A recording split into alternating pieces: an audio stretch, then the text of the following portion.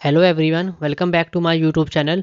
जैसा कि आप सभी जानते हैं, विंडोज़ 11 का लेटेस्ट अपडेट आ चुका है 24H2। और जिनके पास में एक लो एंड पीसी है उनको ऐसी प्रॉब्लम को फेस करना पड़ रहा है। तो आज इस प्रॉब्लम का मैं सॉल्यूशन बताने वाला हूं। अगर आप मेरे चैनल पे न्यू है तो प्लीज़ चैनल को लाइक और सब्सक्राइब करना मत भूलिएगा, क्योंकि ऐसी और भी वीडियोज़ मेरे चैनल पर आती रहती हैं। तो वीडियो को स्टार्ट करते हैं। जैसा कि आप सभी देख सकते हैं, विंडोज़ 11 24H2 की कुछ नई रिक्वायरमेंट्स है सिस्टम की। और यहाँ पे आपको मिनिमम यहाँ पे आप देख सकते हैं 16 GB रैम और DDR5 रैम होनी चाहिए। और भी इसमें काफ़ी रिक्वायरमेंट्स है जो कि काफ़ी हैवी हैं। और एटलीस्ट आपका यहाँ पे 8 जनरेशन का प्रोसेसर होना चाहिए, तभी आप इसमें विंडोज़ 11 24H2 को यूज़ कर सकते हैं।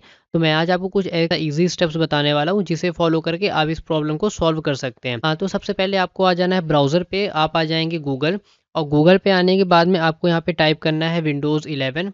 और जैसे ही आप विंडोज़ 11 टाइप करेंगे आपको आ जाना है ऑफिशियल वेबसाइट पे। ये विंडोज़ 11 की ऑफिशियल वेबसाइट है। और यहाँ पे आप देख सकते हैं करंट रिलीज़ में विंडोज़ 11 2024 का अपडेट है और वर्जन 24H2 है। मैं ये 24H2 के लिए ही बता रहा हूँ, ताकि जिनके में ये पीसी रिक्वायरमेंट्स की प्रॉब्लम आ रही है तो आपको थोड़ा सा नीचे में स्वाइप करना है। और आप यहाँ पे देख सकते हैं सेलेक्ट डाउनलोड का ऑप्शन आ रहा है। अब यहाँ पे विंडोज़ 11 मल्टी एडिशन को सेलेक्ट करेंगे और आपको सिंपली क्लिक करना है डाउनलोड वाले ऑप्शन पे। और जैसे ही आप डाउनलोड नाउ वाले ऑप्शन पे क्लिक करेंगे और ये थोड़ा सा टाइम लगेगा, उसके बाद में यहाँ पे आपको लैंग्वेज को सेलेक्ट करना है। कन्फर्म पे क्लिक करेंगे, आपका ये डाउनलोड स्टार्ट हो जाएगा। और यहाँ पे आप देख सकते हैं मैंने यहाँ पे ऑलरेडी सेम ISO को डाउनलोड किया हुआ है। मैं आपको डिस्क्रिप्शन में लिंक दे दूंगा, आप वहाँ से ईजिली इसको डाउनलोड कर सकते हैं। उसके बाद में आपको एक सॉफ्टवेयर की ज़रूरत पड़ेगी जिसका नाम है रूफस। आपको आ जाना है किसी भी ब्राउज़र पे और आपको यहाँ पे टाइप करना है रूफस। आप रूफस पे क्लिक करेंगे और आपको विजिट करना है ये फर्स्ट वाली, ये जो कि ऑफिशियल वेबसाइट है। इसको ओपन करने के बाद में आप थोड़ा सा डाउन पे आएंगे तो आप यहाँ पे देख सकते हैं, यहाँ पे जो लेटेस्ट वाला वर्जन होगा, ये लेटेस्ट वर्जन है 4.6। आप पोर्टेबल वर्जन मत करिएगा, स्टैंडर्ड वर्जन ही करिएगा, जो कि ये लेटेस्ट है। ये लास्ट मंथ ही इसका अपडेट आया हुआ है। आप 4.6 पे क्लिक करेंगे और आपका यहाँ पे ये डाउनलोड स्टार्ट हो जाएगा। ये ज़्यादा नहीं 1.5 MB का ही। और आपको इसको रूफस को यहाँ से ओपन कर लेना है। आप देख सकते हैं यहाँ पे रूफस ओपन हो चुका है। और यहाँ पे आपको एटलीस्ट 16 GB पेन ड्राइव की नीड होगी। मैंने यहाँ पे 64 GB की पेन ड्राइव लगाई हुई है। आप जैसे ही आप पेन ड्राइव को कनेक्ट करेंगे, आप ये डिवाइस वाले ऑप्शन में देख सकते हैं, यहाँ पे आपका जो भी पेन ड्राइव होगी वो ऑटोमेटिकली यहाँ पे डिटेक्ट हो जाएगा। उसके बाद में आपको यहाँ पे डिस्क और इमेज जो भी आपने ISO डाउनलोड किया है विंडोज़ का, आप यहाँ पे सेलेक्ट करेंगे। और आप देख सकते हैं जहाँ भी आपने डाउनलोड किया होगा ISO को, जैसे मैंने ये डेस्कटॉप पे किया है, तो आप इस पे क्लिक करेंगे, आपको क्लिक करना है ओपन पे।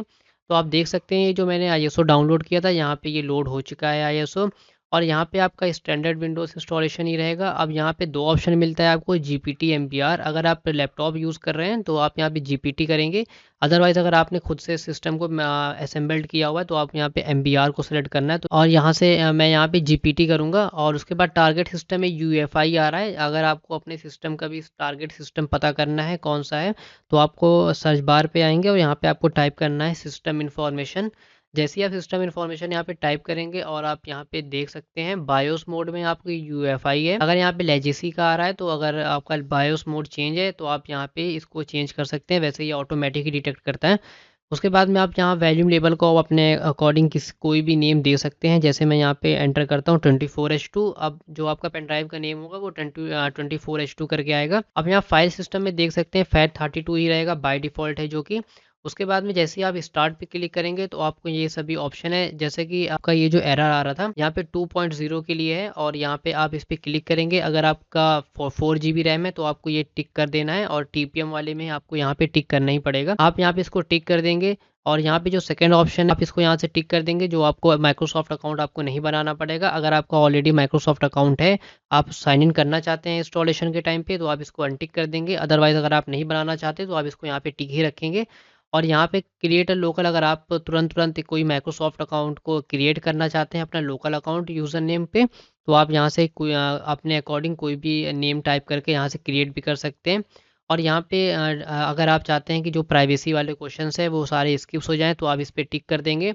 और यहाँ डिसेबल बिट लॉकर वाले ऑप्शन को भी, अगर बिट लॉकर को आप डिसेबल करना चाहते हैं तो यहाँ पे भी टिक करके इसको डिसेबल करके जैसे आप ओके पे क्लिक करेंगे, आपका ये विंडो बूटेबल बनना स्टार्ट हो जाएगा। थोड़े से टाइम में विंडो बूट हो जाएगा। फिर आप इसको जैसे आप नॉर्मल विंडो बूट करते हैं वैसे विंडो को बूट भी कर सकते हैं। इसको चेक करके प्लीज़ कमेंट जरूर करिएगा आपके लिए वर्किंग है कि नहीं है।